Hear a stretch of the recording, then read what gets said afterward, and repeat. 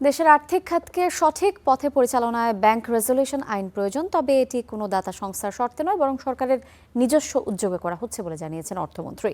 সন্ধ্যায় সচিবালয়ে অর্থমন্ত্রীর সঙ্গে বৈঠক করেন বিশ্বব্যাংকের দক্ষিণ এশিয়া অঞ্চলের ভাইস প্রেসিডেন্ট জোহান্স ঝাট। প্রায় 1 ঘণ্টার বৈঠক শেষে অর্থমন্ত্রী জানিয়েছেন, ব্যাংক রেজুলেশন কার্যকর করতে যা যা প্রয়োজন বর্তমান সরকার তা করবে। ব্যাংক খাতকে আরও শক্তিশালী এবং শৃঙ্খল কাঠামোয় আনতে এই আইন করার সিদ্ধান্ত নিয়েছে সরকার।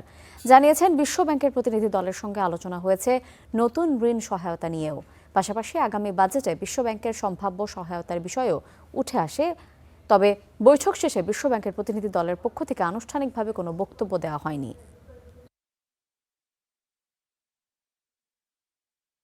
আমরা তো ব্যাংক রেজুলেশন করেই তো ব্যাংকিং সেক্টরকে আগায় নিয়ে যেতে হবে, তাই না?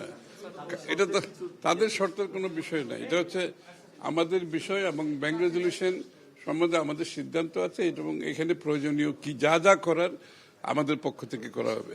এটা কন্ডিশনাল কোনো ব্যাপার নেই।